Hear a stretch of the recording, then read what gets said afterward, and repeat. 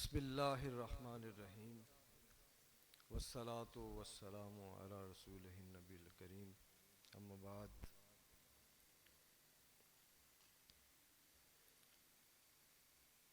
آج کی اس خوبصورت تقریب کی رونق محفل جناب حضرت پیر شاہ ابو الحسن شاہ صاحب، ڈاکٹر نجم الدین الازہری صاحب، ان کی وساطت سے میں بھیرا شریف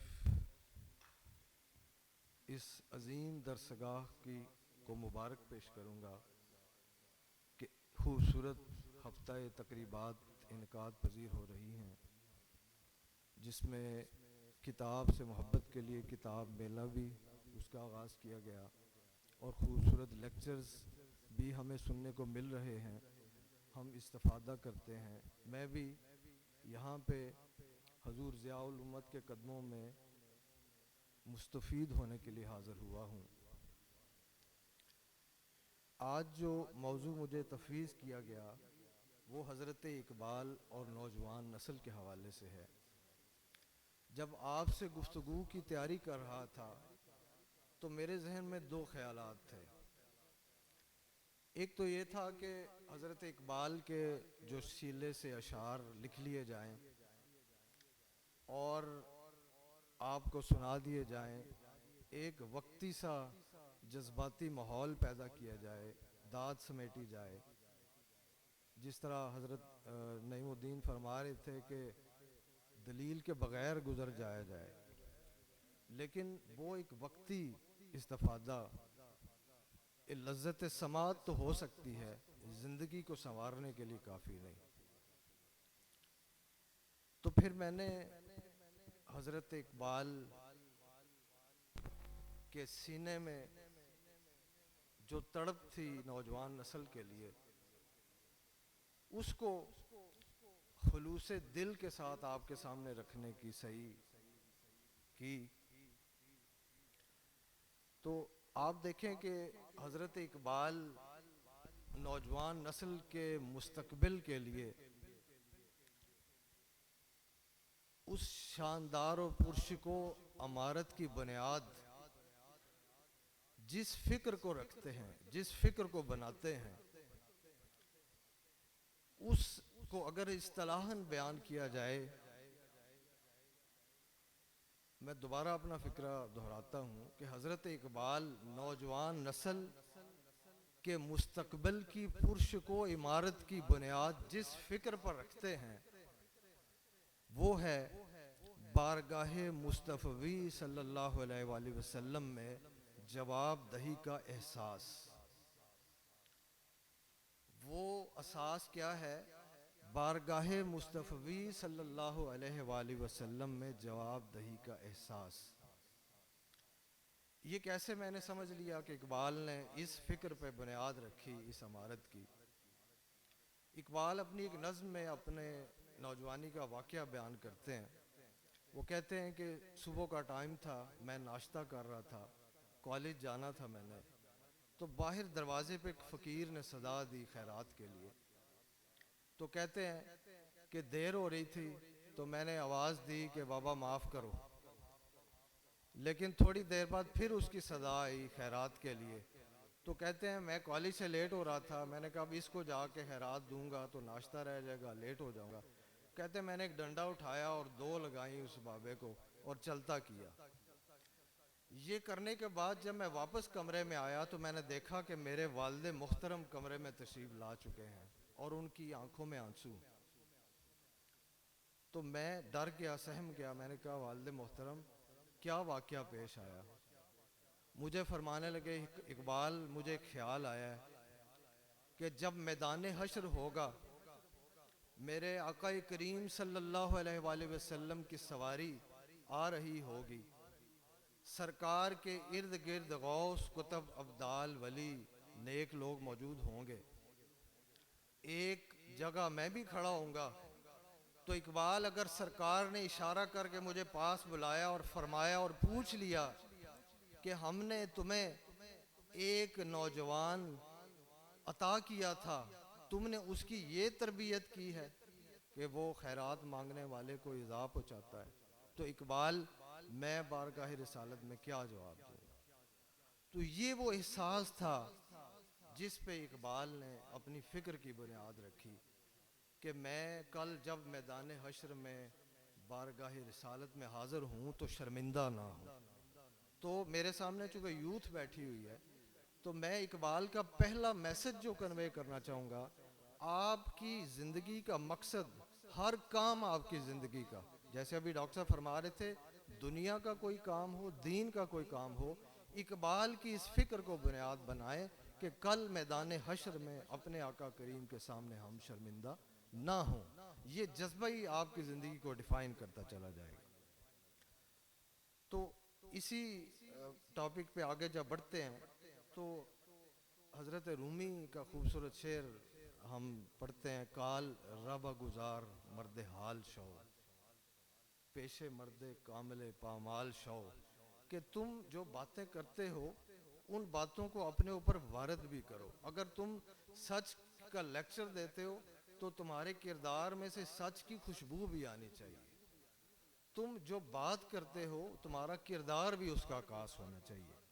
تو میں نے اس مقصد کے لیے حضرت اقبال کی ایک بک ہے جاوید نامہ، ڈیوائن جرنی اقبال کا، اس کی ایک آخری نظم ہے خطاب با جاوید۔ اقبال نے اپنے بیٹے جاوید کے ساتھ بات کی ہے، تو جاوید کے استعارے میں انہوں نے نوجوان نسل سے، یوتھ سے بات کی ہے۔ تو میں نے آپ سے بات کرنے کے لیے اس نظم کو چنا۔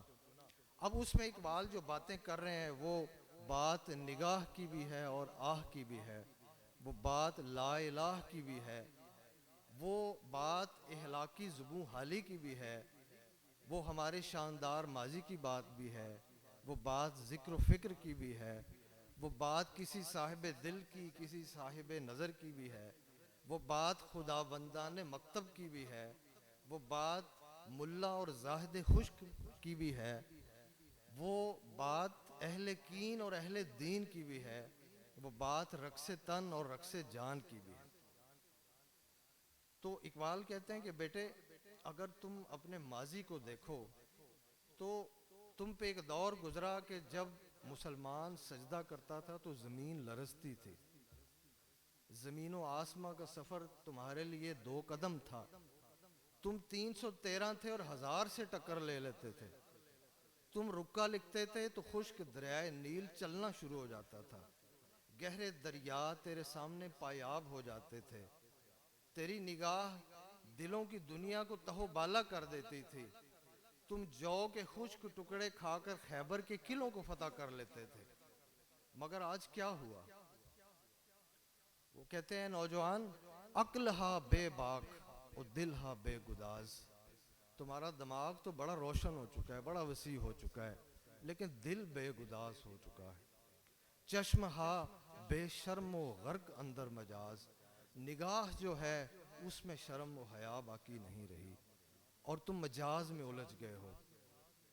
علم و دین، علم و فن ہو، دین و سیاست ہو، عقل و دل ہو، سب مادیت کے غلام ہو چکے ہیں، تم ملوکیت اور ملائیت کے طلسم کے اسیر ہو چکے ہو، عقل و ذہن دونوں تباہ ہو چکے ہیں، دین کے اسرار و رموز سے بیگانہ ہو چکے ہو، تمہارا نظام تعلیم تمہاری روحانی تربیت کرنے سے قاصر ہے، تم یقین اور امید دونوں سے محروم ہو چکے ہو، اپنی شخصیت کی مخفی صلاحیتوں سے بے خبر ہو چکے ہو، بے ادب اور بے پردہ ہو چکے ہو، زن، زر اور زمین کی محبت کے اسیر ہو چکے ہو، عالم دین ہو مگر علم فلسفہ، منطق، صرف و نحو، فقہ پڑھ رہے ہو، لیکن تمہارے دل میں علم قرآن راسخ نہیں ہو سکا، تم صوفی تو ہو مگر دنیا طلبی میں مشغول ہو، ایک درندہ صفت گرگ کی طرح بے رحم اور ظالم ہو، تم ایک انگریزی میں بات کرنے والے پروفیسر تو بن چکے ہو مگر تم شراب سے چشمہ کوثر طلب کر رہے ہو، انگریز کی تقلید کر کے، کافر کی تقلید کر کے تم مومن کی زندگی سی برکات حاصل کرنا چاہتے ہو، تم علم صرف نوکری کے لیے حاصل کر رہے ہو، علم را برتن زنے مارے بود، وہ علم جو صرف جسم کے لیے حاصل کیا جائے سانپ کی طرح ہوتا ہے، علم را بر دل زنے یار بود، اور جو دل کے لیے، دل کی دنیا کو زندہ کرنے کے علم حاصل کیا جائے، وہ تمہیں یار تک، اپنی منزل مقصود تک لے جائے گا۔ تم درس زبان تو حاصل کر رہے ہو، لیکن درس نظر سے کوسوں دور ہو، جذبہ عشق رسالت مآب صلی اللہ علیہ وآلہ وسلم سے خالی ہو چکے ہو۔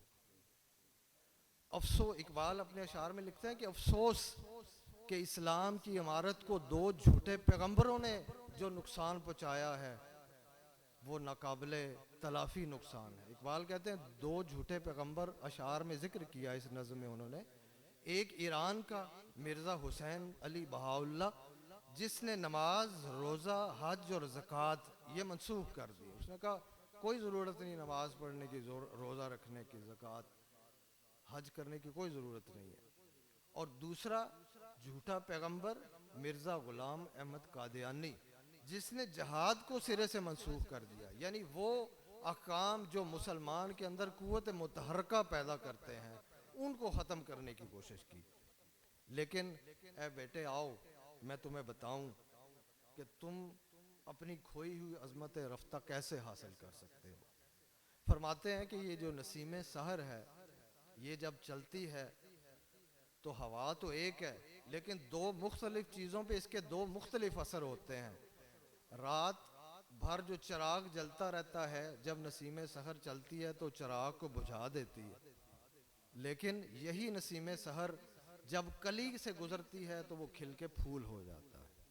تو کہتے ہیں کہ تمہارے دل جو ہیں کھل کے پھول ہو جائیں، آؤ میں تمہیں عظمت رفتہ حاصل کرنے کا راز بتاتا ہوں۔ اقبال پہلی بات جو فرماتے ہیں کلمہ توحید لا الہ الا اللہ، اس کا سبق سیکھو۔ فرماتے ہیں کہ اس کا سبق سب سے پہلے تم نے اپنی والدہ محترمہ کی گود سے حاصل کیا تھا۔ والدہ نے پڑھایا لا الہ الا اللہ، لیکن وہ تم ساری زندگی زبان سے پڑھتے رہتے ہو۔ اب تمہیں ذوق نگاہ کی ضرورت ہے۔ لا الہ الا اللہ کی آگ میں کیسے جلنا ہے یہ مجھ سے سیکھ لے۔ تیری زبان نہیں، تیری زندگی کا ایک ایک لمحہ لا الہ الا اللہ کی صداقت کی گواہی دے۔ اس کائنات کی روح لا الہ ہے۔ یہ کائنات سوز لا الہ کی بدولت گردش کر رہی ہے۔ فرماتے ہیں کہ میں نے جب پہاڑ پہ نظر کی تو میں نے لا الہ کا سوز دیکھا، میں نے گھاس کی خشک پتی کو دیکھا، اس میں جو نمو کی قوت پیدا ہوتی ہے وہ بھی لا الہ الا اللہ کی وجہ سے پیدا ہوتی ہے۔ وہ فرماتے ہیں کہ جب تم دل سے لا الہ الا اللہ کہو گے تو پھر تم باطل سے برسرے پیکار ہو سکو گے۔ یہ توحید کی طاقت تمہارے اندر یہ جذبہ پیدا کرے گی کہ جھوٹے خداؤں کا انکار کر سکو۔ دیکھیں جھوٹا خدا، برسبیل تذکرہ بات کر رہا ہوں، جھوٹا خدا یہ نہیں کہ جس طرح ہندو ہیں انہوں نے بت بنا لی ہیں جی خدا ہیں۔ قرآن نے تو کہا نا کہ خواہشات کو بھی خدا بنا لیا ہے کچھ لوگوں نے۔ ہم نے اپنے آپ کو بھی اپنا خدا بنا لیا ہے۔ یہ یعنی اپنے آپ سے نکل کے معاشرے کی فلاح و بہبود کے لیے کام کرنا، یہ دین کا تقاضا ہے۔ تو جھوٹا خدا جذبہ توحید سے ہی اس کا مقابلہ کیا جا سکتا ہے۔ اچھا، اب جن میں یہ جذبہ توحید پیدا ہوتا ہے وہ پھر سولی پہ بھی چڑھ جاتے ہیں، آرے کے نیچے سر بھی کٹا دیتے ہیں، آگ میں بھی کود جاتے ہیں، طائف کے بازار میں پتھر بھی کھاتے ہیں، چند نفوس قدسیہ لے کر کربلا کے میدان میں یزید سے بھی ٹکر لے لیتے ہیں۔ یہ سارے ثمرات کلمہ توحید کے ہیں۔ دوسری اہم بات اقبال فرماتے ہیں کہ اپنے دل میں توحید کے بعد فرماتے ہیں کہ تم کسی صاحب دل، کسی صاحب نظر کی تلاش کرو۔ میں جب اقبال کی یہ نظم پڑھ رہا تھا تو میرے سامنے ایک اور طرح کا اقبال آ گیا۔ آپ دیکھیں نا، اقبال صاحب نظر کی بات کر رہے ہیں، صاحب دل کی بات کر رہے ہیں۔ فرماتے ہیں کہ کسی صاحب دل کی صحبت اختیار کرو۔ صحبت صاحب دلاں یک دم دو دم، کسی صاحب دل کے پاس ایک لمحہ بیٹھنا، دو لمحے بیٹھنا، ہست آن سرمایہ بود و عدم، دونوں جہان کا سرمایہ ہوتا ہے۔ کوئی صاحب نظر مل جائے تو اس سے دین سیکھو۔ فرماتے ہیں کہ دین تم سمجھتے ہو کہ کتاب کے اندر ہے، فرماتے ہیں میں نہیں مانتا کہ دین کتاب کے اندر ہے۔ فرماتے ہیں علم و حکمت از کتب، کتاب میں علم و حکمت موجود ہے، دین از نظر، دین کسی کی نظر میں موجود۔ کتاب کا علم اپنی جگہ بہت اہم ہے، لیکن کتابوں کی موجودگی میں دین سے دوری کیوں بڑھ رہی ہے؟ اسلامی لٹریچر بہت زیادہ ہے، لیکن روحانیت کیوں کم ہوتی جا رہی ہے؟ محبت کیوں کم ہوتی چلی جا رہی ہے؟ تو کہتے ہیں کہ اس کو جاننے کے لیے کسی صاحب نظر کی قربت اختیار کرو۔ جاوید سے تیسری بات جو اقبال کرتے ہیں، کہتے ہیں قرآن کے قریب ہو جاؤ، صاحب قرآن و بے ذوق طلب۔ فرماتے ہیں عجیب بات ہے، ثم العجب، بڑی عجیب بات ہے کہ تم صاحب قرآن بھی ہو اور بے ذوق بھی ہو، یہ دو چیزیں اکٹھی نہیں ہو سکتی۔ تمہاری زندگی تفسیر قرآن ہو، فرماتے ہیں کہ تمہارا مسجد میں خدا کوئی اور ہوتا ہے اور عام زندگی میں خدا کوئی اور ہوتا ہے۔ دیکھیں آج کل جو معاشرے کی حالت ہے کہ مسجد میں جب چلے جاتے ہیں تو بڑا نعرہ ہا ہو بھی ہوتا ہے، بڑے رکت آمیزی بھی ہوتی ہے، احساس گناہ بھی بہت زیادہ ہو جاتا ہے، لیکن وہی فرد جب مسجد کے دروازے سے باہر آتا ہے تو کم بھی تول رہا ہوتا ہے، بد نگاہی بھی کر رہا ہوتا ہے، غیبت بھی کر رہا ہوتا ہے، جھوٹ بھی بول رہا ہوتا ہے۔ تو اقبال فرماتے ہیں کہ تمہارا خدا مسجد میں کوئی اور ہوتا ہے، عام زندگی میں کوئی اور خدا ہوتا ہے۔ چوتھی بات جو اقبال نے جاوید کو سمجھائی، اقبال کے جاوید آپ ہیں، آپ سے اقبال بات کر رہے ہیں کہ فرماتے ہیں کہ نوجوان تم با ادب بن جاؤ، انسان کا ادب کرنا سیکھو، آدمیت احترام آدمی، آدمیت کیا ہے؟ آدمی کا احترام کرنا، آدمیت احترام آدمی، باخبر شو از مقام آدمی، انسان آدمی کے مقام سے مقام جانو۔ اب یہ صوفیاء کے ہاں تو آدمی پہ جب بات کی جائے تو پھر زندگی گزر جاتی ہے، اختصار سے میں آگے چل رہا ہوں۔ تو فرماتے ہیں کہ مقام آدمیت سمجھ آ جائے تو انسان تحلق بہلاک اللہ، اللہ کے اہلاک کا تاج اپنے سر پہ رکھ لیتا ہے، اس میں اللہ کے اہلاک پیدا ہو جاتے ہیں۔ اب اللہ کے اہلاک کے حوالے سے اقبال بڑا خوبصورت ایک شعر لکھتے ہیں، بندہ عشق از خدا گیرد طریق، جو عشق کا بندہ ہوتا ہے وہ خدا کے رستے پہ چل رہا ہوتا ہے۔ می شود بر کافر و مومن شفیق، وہ کافر اور مومن دونوں پہ شفیق ہوتا ہے، دونوں پہ مہربان ہوتا ہے۔ اچھا میں سوچنا شروع کر دیا میں نے کہ یہ مومن اور کافر دونوں پہ کیسے وہ بندہ شفیق ہو سکتا ہے؟ تو بات یہ سمجھ آئی کہ مومن پر شفقت کا مطلب یہ ہے کہ شفقت ایسی کرے کہ مومن کے ایمان میں اور اضافہ ہو، یہ مومن پہ شفقت ہے، اس کے ایمان میں اضافہ ہو۔ کافر پہ شفقت یہ ہے کہ اسے کفر سے ایمان کی طرف بطریقہ احسن لے کے آئے، یہ کافر پہ شفقت ہے۔ جیسے ڈاکٹر صاحب بات کر رہے تھے نا، صوفیاء نے اپنے اخلاق اور کردار کے ساتھ زندگیاں بدل دی ہیں، بجائے کسی پہ کفر کا فتویٰ، کسی کو ڈیگریڈ کیا جائے، کسی کو برسر محفل ذلت امیز اس سے رویہ اختیار کیا جائے، کردار کے ذریعے، شفقت کے ذریعے اس کو بتدریج کفر سے دین کی طرف لایا جائے، یہ ایک کافر پر شفقت ہوگی۔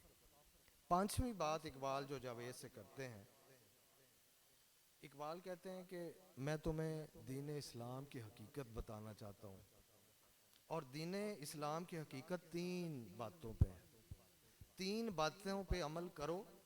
جب میں یہ شعر پڑھ رہا تھا تو مجھے قرآن پاک کی ایک آیت یاد آ رہی تھی، حفاظ کرام میری غلطی معاف کیجیے گا، کہ یزکیہم ویعلمہم الکتاب والحکمہ، کہ تزکیہ بھی کرتے ہیں اور کتاب و حکمت کی تعلیم بھی دیتے ہیں۔ اب یہاں پہ اقبال تزکیے کی بات کریں گے، فرماتے ہیں کہ دین اسلام کی حقیقت تین باتوں پہ ہے۔ کیا؟ سر دین، دین کا راز جو ہے صدق مقال، عقل حلال، کہتے ہیں کہ پہلی بات کیا ہے، ہمیشہ سچ بولو، ہمیشہ سچ بولو، یہ سچ تمہارے اندر دین کے لیے خلوص پیدا کر دے گا۔ اچھا، خلوص کو اقبال نے ایک ایگزامپل دیا، وہ کہتے ہیں کہ ایک بادشاہ گزرا ہے، مظفر اس کا نام تھا، اس نے ایک گھوڑا رکھا ہوا تھا جو اسے بڑا ہی پسند تھا، بڑا نسلی گھوڑا تھا، اور اپنے بیٹے سے زیادہ اپنے گھوڑے سے محبت کرتا تھا۔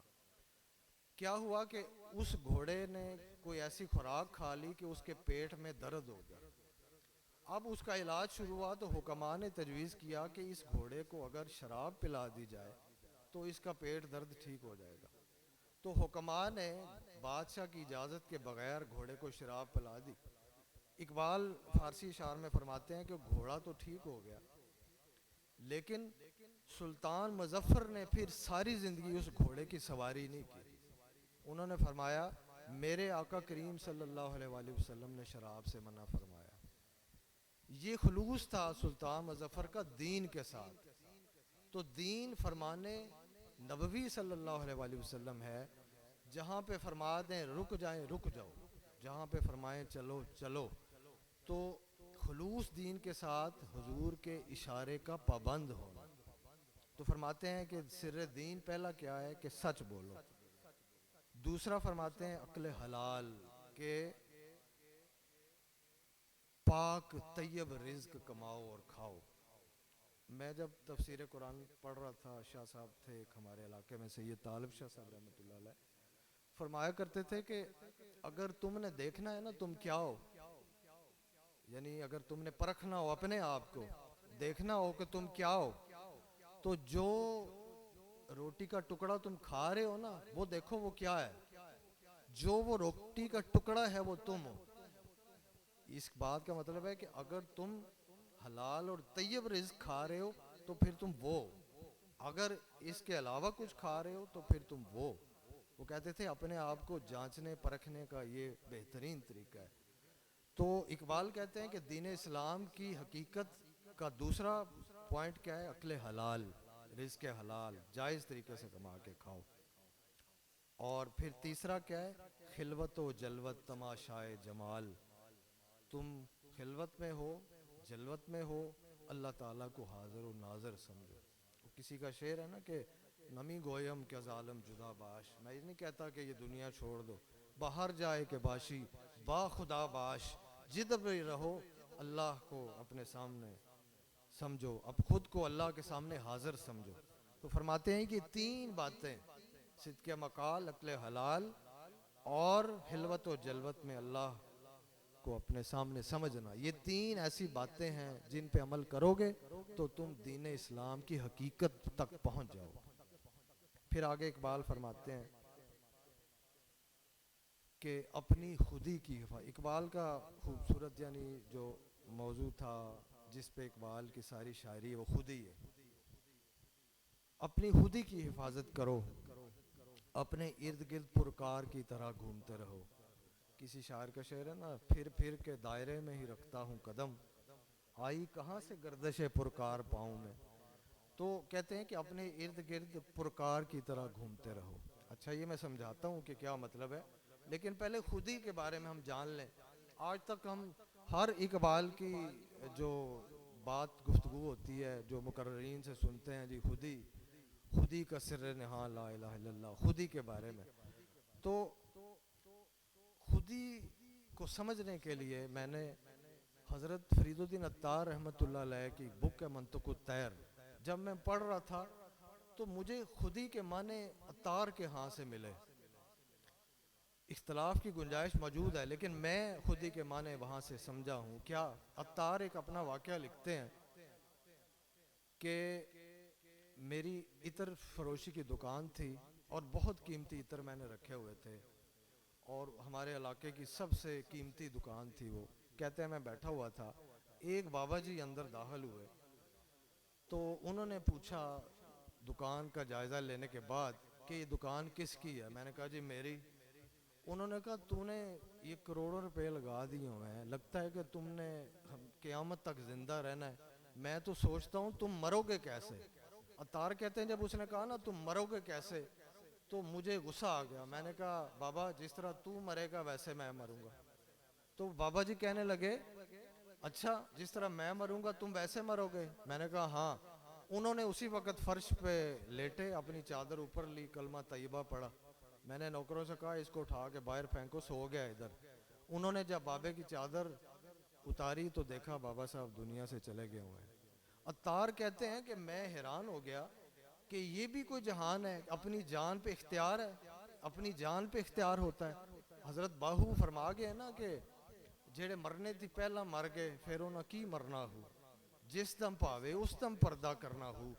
تو کہتے ہیں کہ میں سوچنا شروع ہو گیا کہ یہ کیسا علم ہے, کیسا جہان ہے, مرنے سے پہلے بندہ خود ہی مر جائے.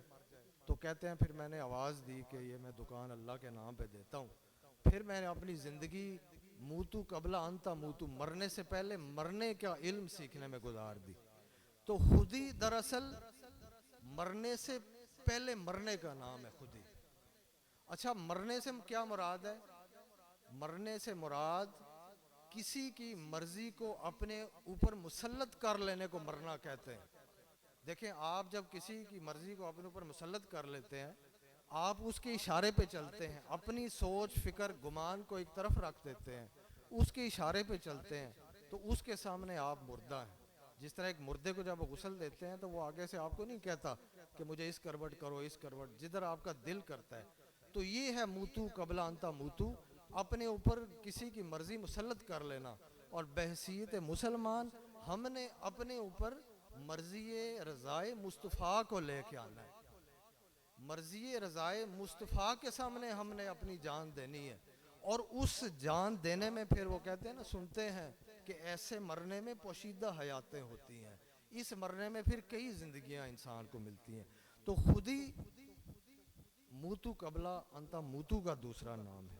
تو اقبال کہتے ہیں, معذرت کے ساتھ میں اسٹیج سیکٹری سے کہوں گا کہ مجھے ٹائم کا بھی ذرا بتا دیجئے گا اگر میں زیادہ ٹائم لے رہا ہوں تو.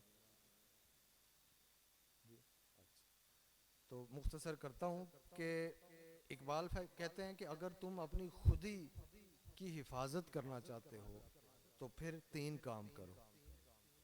کم خورو, کم خوابو, کم گفتار باش. تم کم کھاؤ, کم سو, کم باتیں کرو. کہتے ہیں یہ 3 کام کرو تم خودی کی حفاظت کر سکو گے. یہ 3 باتوں پہ عمل کرنے سے تمہارے اندر اخلاص اور سکون پیدا ہوگا. غضب, خرص, طمع, خود بینی, شہوت تمہارے اندر سے نکل جائے گی. ذکر و فکر تمہیں حاصل ہوگا. پھر اقبال فرماتے ہیں کہ ذکر و فکر, اگر تم فکر کو پڑھنا چاہتے ہو, سمجھنا چاہتے ہو, تو میری کتاب reconstruction of religious thought in Islam, Iqbal کی ایک بک ہے خطبات کی, کہتے ہیں یہ میری قوت فکر کی تخلیق ہے. میں جانتا تھا کہ ایک دور آنے والا ہے جب دین, روحانیت عقل پہ پرکھی جائے گی. تو تم اگر قوت فکر حاصل کرنا چاہتے ہو اپنی خودی کو قائم رکھنے کے لیے تو پھر میرے خطبات کا مطالعہ کرو, اور اگر قوت ذکر حاصل کرنا چاہتے ہو تو پھر میری شاعری کا مطالعہ کرو. اس میں نے عشق اور قوت ذکر کے اثرات کو بیان کیا. تو فرماتے ہیں کہ